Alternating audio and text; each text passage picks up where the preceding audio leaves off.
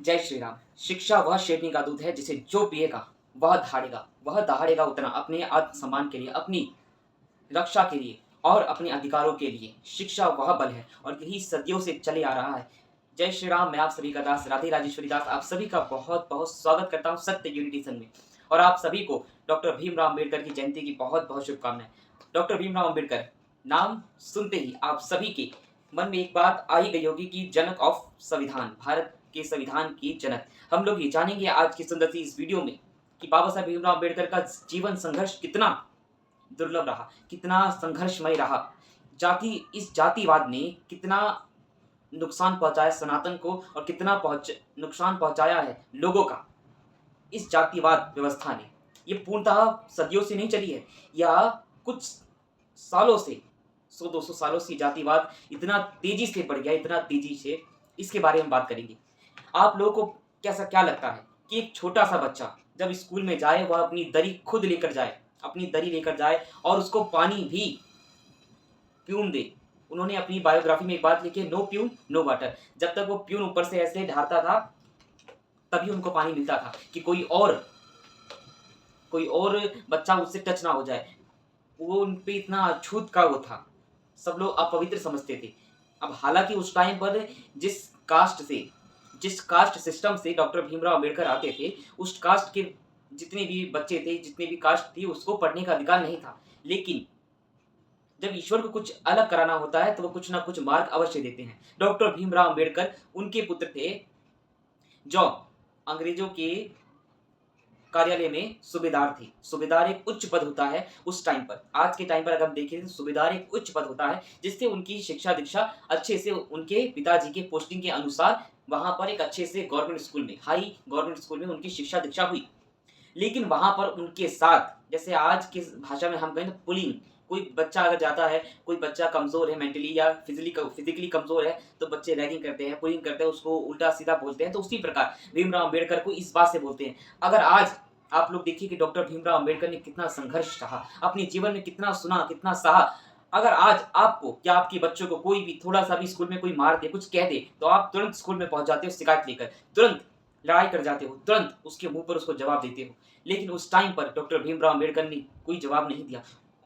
उन्हें पता था कि मैं आज जवाब दूंगा तो मैं आज जवाब देकर आज ही मैं रह जाऊंगा, मेरी बातें आगे तक नहीं जाएंगी।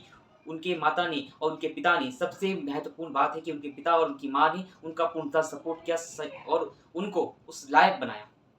डॉक्टर भीमराव अम्बेडकर या अम्बेडकर उन्हीं के गुरु ने देखा कि उनके अंदर शिक्षा के प्रति क्या अलग है, कि यह व्यक्ति कुछ आगे चलकर समाज में परिवर्तन ला सकता है, ये कास्ट सिस्टम के ऊपर कुछ परिवर्तन ला सकता है। तब जाकर डॉक्टर भीमराव अम्बेडकर अपना नाम दिया, उन्होंने अपना सरनेम डॉक्टर भीमराव को दिया और तब से उनको डॉक्टर भीमराव अम्बेडकर सब लोग जानने लगे। और उसके बाद डॉक्टर भीमराव की जो मेधावी शिक्षा पाने की जो मेधावी शक्ति थी वो बहुत तीव्र थी, उस टाइम के बच्चों से बहुत तीव्र थी, क्योंकि उन्होंने सब कुछ सहा है, सब कुछ देखा है और वो कुछ परिवर्तन अपने समाज के लिए, अपने लोगों के लिए कुछ करना चाहते थे। क्योंकि उस टाइम पर यह कोई भी नहीं नकार सकता। आज कुछ ऐसे लोग हैं जो इस बात को नकारते, इस बात पे मिट्टी धर देते हैं, लेकिन नहीं, हम लोगों को सत्य उजागर करना है। सत्य उजागर कैसे? आज भी जातिवाद इतना है, हम लोग को लगता है कि जातिवाद जड़ से खत्म हो गया। नहीं, संविधान लागू हो गया, आज संविधान को लागू हुए 75 साल से भी ऊपर हो गया, लेकिन आज भी जातिवाद इतनी तेजी से गड़ा हुआ है भारत में कि पूछो मत। ये तो संविधान स्तंभ की तरह खड़ा है तो लोग कुछ कह नहीं पा रहे। लेकिन आज भी, आप लोग मानिए या ना मानिए, आज भी गांव में और भी जगह जगह गांवों में अधिकतर जाइए तो आज भी जातिवाद है। उस समाज का पानी कोई नहीं पिएगा, वो समाज को कोई भी भोज में नहीं बुलाएगा, उस समाज का अलग मंदिर है। कितने ऐसे समाज है कहते हैं कि जो निचली जाति का वर्ग है उसको मंदिर में घुसने नहीं दिया जाएगा, शिखा का अधिकार नहीं है। तो ये सब लोगों की भ्रांति बनाई गई है। इसीलिए तो बाबा साहब भीमराव अम्बेडकर ने कहा है कि शिक्षा वह शेरनी का दूध है, जो पिएगा वो दहाड़ेगा। आप लोग का काम है केवल पढ़ना। जो और सभी ये जो आज अपने आप को ब्राह्मण की जाति में रखते हैं कि हम ब्राह्मण हैं, हम श्रेष्ठ हैं, हम श्रवण जाति में हैं, तो आप श्रवण जाति में नहीं हो। आप लोग पहले तो पढ़िए। ये लोग पढ़ते नहीं है ना, इसीलिए तो अपने आप को उच्च बता रहे हैं। लेकिन जितना जो पढ़ेगा वो उतना विनम्र होता चला जाएगा। यह शिक्षा का प्रभाव है। शिक्षा ददाति विनयम। शिक्षा क्या है? शिक्षा ददाति विनयम। शिक्षा हम लोग को विनम्र बनाती है। शिक्षा हम लोग को उदारतापूर्ण बनाती है, हम लोगों को सत्य बोलने के लिए प्रेरित करती है शिक्षा। और जो आज ये जातिवाद में लड़ा रहे हैं, ये लोग सारे के सारे अंगूठा छाप है, इन लोगों को कुछ नहीं पता। और जो पढ़े लिखे भी हैं तो उनको पढ़े लिखे मत समझिए, वो लोग केवल अपनी सर का ताज कौन उतार देना चाहता है? कौन अपने पद को छोड़ना चाहता है? कोई नहीं छोड़ना चाहता। उसके लिए कितना भी झूठ बोलना पड़े वो बोलेंगे। लेकिन जातिवाद सनातन में नहीं थी, ये तो पूर्णतः मैं आपको बताऊँ। बाबा साहेब भीमराव अम्बेडकर ने बहुत मेहनत से, बहुत संघर्ष से उन्होंने उच्च कोटि की शिक्षा प्राप्त की। वो विदेश गए, विदेश में उन्होंने अमेरिका और कैलिफोर्निया जैसी यूनिवर्सिटी में जाके पढ़ा, एलएलबी जैसी तमाम 56 से ज़्यादा उनके पास डिग्रियाँ थी। और उन्होंने अगर वो चाहते तो वो विदेश में रहकर ही अपना जीवन यापन कर सकते थे, अपनी पत्नी को, अपने परिवार को वहाँ ले जा सकते थे, लेकिन नहीं, उन्होंने कहा कि मैं भारत में आऊँगा, भारत में आकर अपने लोगों के लिए कुछ करना चाहता हूँ, जो मेरे समाज के लोग हैं उनके लिए कुछ करना चाहता हूँ, क्योंकि उस टाइम पर दलितों के ऊपर बहुत अत्याचार हो रहा था। अंग्रेजों के साथ-साथ तो और कुछ ब्राह्मण वर्ग के लोग थे, जो उन पे बहुत ही ज़्यादा अत्याचार कर रहे थे। ये आज आप बहुत सी जगह हैं, जहाँ लोग पढ़ रहे हैं, तो उनके अंदर की जो कुरीति है, वो खत्म हो रही है। लेकिन आज भी जो लोग पढ़ नहीं रहे, जो अपनी पुरानी रूढ़िवादी चलती हुई आ रही है, उसी को लेकर दिमाग में बैठा हुआ है। तो वहाँ चेंज करने की बहुत आवश्यकता है। इसीलिए तो बाबा साहेब हमेशा कहते हैं कि शिक्षा शिक्षा इज़ द मोस्ट इम्पोर्टेंट। शिक्षा अगर आपके पास है, तो आप एक समाज, एक युग को परिवर्तित कर सकते हैं, एक समाज का निर्माण कर सकते हैं, लेकिन आपके पास शिक्षा है तो। बाबा साहेब भीमराव अम्बेडकर के बारे में एक बात और है कि उन्होंने भारत देश का संविधान लिखा। देखिए, उन्होंने, ये तो बात सत्य है कि बाबा साहेब भीमराव अम्बेडकर ने भारत का संविधान लिखा। वह ड्राफ्ट कमेटी के मेंबर थे। उस पार्लियामेंट में 296 मेंबर थे। उसमें वल्लभ भाई पटेल, नेहरू इत्यादि इत्यादि सभी लोग थे, जिसमें बाबा साहेब भीमराव अम्बेडकर भी थे। और उसी में से बाबा साहेब भीमराव अम्बेडकर ने भारत का संविधान लिखा नहीं है, बस कॉपी किया है। कॉपी कैसे? 12 देशों का संविधान, कानून व्यवस्था हमने कॉपी किया और 1935 के समय पे अंग्रेजों ने एक कानून बनाया था, कानून, उसी कानून को यहाँ पर छाप दिया। बस कुछ-कुछ संशोधन किया। उसमें से कुछ-कुछ संशोधन डॉक्टर भीमराव अम्बेडकर ने यह भी किया कि महिलाओं को समान अधिकार पुरुष के बराबर दिया जाए। अगर गांधी का ये कहना था कि महिलाओं को मंदिर में आने दिया जाए और भी उनको, महिलाओं को कम पुरुष से आकलन किया जाए, लेकिन नहीं, भीमराव अम्बेडकर चाहते थे कि महिलाओं को पुरुष के बराबर दर्जा दिया जाए और सभी समाज को। यहाँ मैं आज आपको एक सत्य की बात बताऊं, डॉक्टर भीमराव अम्बेडकर कभी भी महात्मा गांधी को महात्मा नहीं मानते थे। वो कभी नहीं गांधी की विचारधारा से संतुष्ट थे, क्योंकि गांधी की विचारधारा क्या थी? उनकी विचारधारा थी दोगलेपन की। हकीकत में उनकी विचारधारा क्या थी? उनकी विचारधारा जाति में लोगों को बांटना था, हिंदुओं का नरसंहार करवाना था, ये हकीकत में। इस बात में तो हम बाद में चर्चा करेंगे, लेकिन बाबा साहब भीमराव अम्बेडकर हकीकत में गांधी की विचारधारा से असंतुष्ट थे, क्योंकि गांधी की विचारधारा क्या है? एक उन्होंने लेटर लिखा, लेटर में जातिवाद जनगणना, महात्मा गांधी जाति के ऊपर बहुत जोर देते थे कि ब्राह्मण ब्राह्मण का काम करेगा, क्षत्रिय क्षत्रिय का, शूद्र शूद्र का काम करेगा, दलित दलित का काम करेगा, जो श्रवण समाज के हैं वो हमेशा ऊपर रहेंगे। तो उनका ये था। लेकिन हमारे शास्त्रों में, अगर महात्मा गांधी हमारे शास्त्रों को पढ़ते तो कभी ऐसा ना कहते। हमारे शास्त्रों में हमेशा गुण, कर्म और उसके विभाग से ही उसको आकलन किया जाता है कि वो ब्राह्मण है। कोई जन्म से ही नीच पैदा नहीं होता। सभी लोग जन्म ना जाए तो शूद्र, सभी लोग जन्म से शूद्र होते हैं। अपने कर्म, गुण और अपने आचरण से वह ब्राह्मण की पदवी प्राप्त करते हैं। अगर वह सेना में जाते हैं तो क्षत्रिय होते हैं। तो ऐसे ऐसे गुण कर्म बटे हुए हैं। लेकिन उस टाइम पर, अब ये सबसे बड़ी मेन बात है कि बाबा साहब भीमराव अम्बेडकर ने हमारे ग्रंथों को क्यों नहीं पढ़ा? शायद उनको समय नहीं मिला और उनके ऊपर इतनी प्रताड़ना हो रही थी दलित समाज के ऊपर लेकर कि दलित को ये है, वो है, यह छूत है, अछूत है। ये भी कारण हो सकता है। अब इतिहास में क्या कारण है, मैं अवश्य ही और बातों को खंगाल के आपके सामने लेके आऊँगा, लेकिन जितना मैंने अभी गुरुजनों से सुना, बड़े जनों से सुना और उनकी किताबों से पढ़ा, इतना पढ़ा कि बाबा साहब भीमराव अम्बेडकर महात्मा से बिल्कुल भी संतुष्ट नहीं थे, नेहरू से भी संतुष्ट नहीं थे।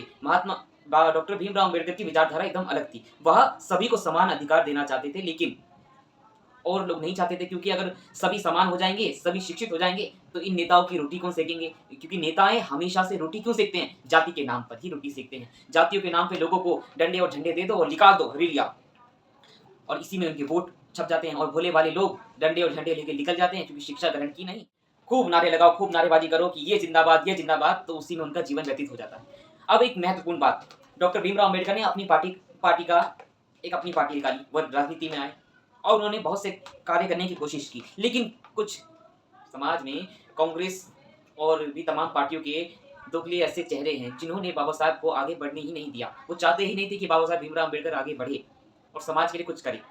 लेकिन आज भी जो दलित समाज को सम्मान मिला हुआ है, वो डॉक्टर भीमराव अम्बेडकर की वजह से ही मिला है। लेकिन आज मेरा आप लोगों से सवाल है, जितनी भी दलित वर्ग के लोग हैं, मैं दलित सिर्फ आपको समझाने के लिए यूज़ कर रहा हूँ, लेकिन ये मेरा हक नहीं है कि मैं दलित भी सब यूज़ करूँ, क्योंकि दलित बहुत सही शब्द नहीं है। सभी समान मनुष्य हैं, लेकिन मैं आपको समझाने के लिए वर्ड यूज़ कर रहा हूँ जिसे आप पूर्णतः सही समझें। जितने भी दलित वर्ग के लोग हैं, उन लोगों ने सबसे ज़्यादा अपमान तो उन लोगों ने किया है जिनके लिए बाबा साहब ने अपना पूरा जीवन दिया, संघर्ष किया और उनके लिए लड़े। सबसे ज़्यादा अपमान तो इन दलित वर्ग के लोगों ने किया। बाबा साहब क्या चाहते थे कि आप लोग पढ़ो। उन्होंने ये जो कोट दिया है कि शिक्षा वह शेरनी का दूध है, जो पिएगा वो दहाड़ेगा। क्या आप लोग का फर्ज नहीं था कि आप लोग पूर्णतः पढ़े? आप लोग पढ़ोगे तभी जानोगे और तभी सनातन को जानोगे।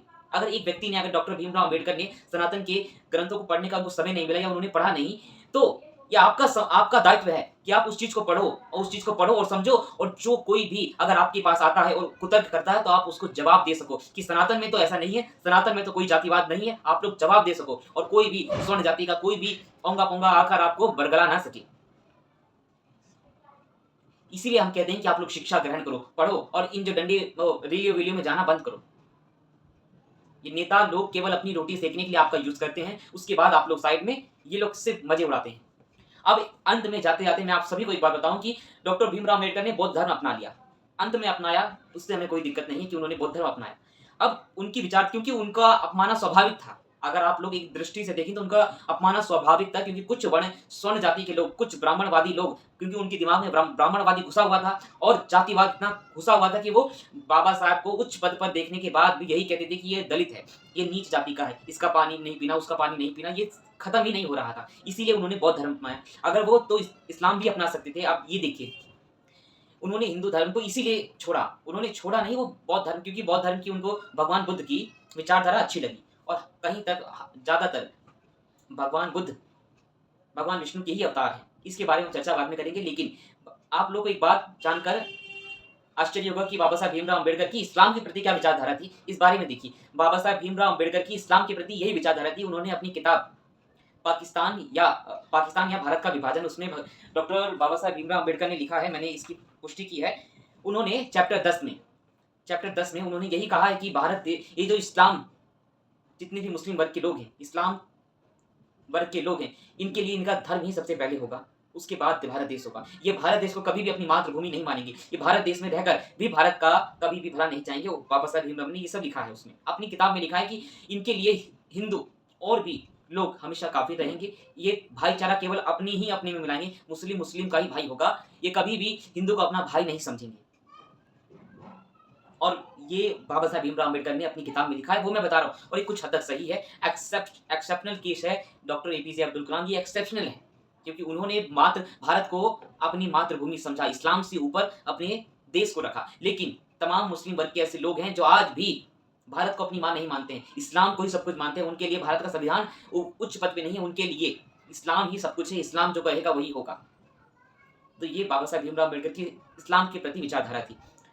हिंदू धर्म के प्रति उनकी क्या विचारधारा थी मैंने बताया। लेकिन बाबा साहब भीमराव अम्बेडकर जी का जो जीवन था बहुत संघर्षमय था। वह बहुत मेधावी बालक रहे हैं। उन्होंने अपने जीवन में बहुत संघर्ष सहा, बहुत संघर्ष सहकर उच्च कोटि की शिक्षा प्राप्त की। और मैं बस आप सभी से इस वीडियो का, आज बाबा साहब भीमराव अम्बेडकर की जयंती है, उनकी जयंती पर उनको हम क्या अर्पण कर सकते हैं? उनको एक अर्पण कर सकते हैं केवल इतना कि आज से आप एक संकल्प लीजिए कि आप सनातन धर्म के ग्रंथों को पढ़ेंगे, खंगालेंगे और कोई भी बात को यूं ही नहीं मान लेंगे। मैं भी कुछ बात कहूँ तो आप यूं मत मान लो, पहले रिसर्च करो। बाबा साहब भीमराव अम्बेडकर ने क्या कहा है कि शिक्षा वह शेरनी का दूध है, जो जिसे पिएगा वो उतना दहाड़ेगा।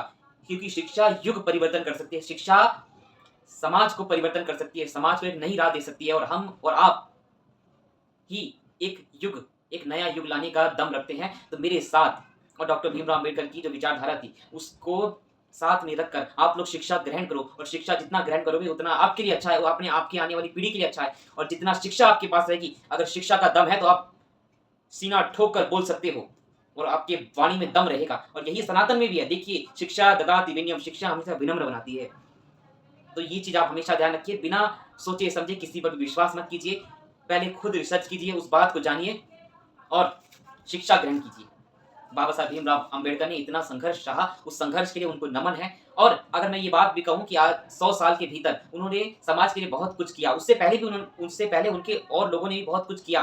सावित्रीबाई फुले जी ने, स्वामी दयानंद जी ने बहुत कुछ किया शिक्षा के लिए, स्त्रियों के लिए। बाबा साहब ने भी बहुत कुछ किया इन स्त्रियों के लिए और समाज के वर्ग के लिए। तो आप सभी का दायित्व है कि आप लोग शिक्षा ग्रहण करो और इन रैलियों में जाना बंद करो जो नेता लोग आपका यूज़ करती है, जातियों में लड़ाना चाहती है। जाति नहीं है कोई, हम सब सिर्फ एक हैं। मनुष्य हमारा धर्म है, दया ही सर्वोत्तम है। सबसे बड़ा धर्म एक दया है। सनातन ही सब कुछ है और सनातन क्या है वो आप सभी को पता है। इसके बारे में हम बाद में चर्चा करेंगे।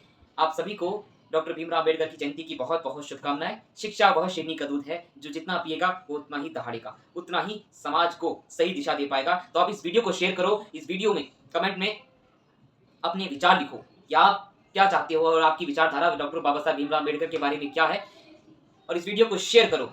जय श्री राम, जय माँ भवानी, वंदे मातरम।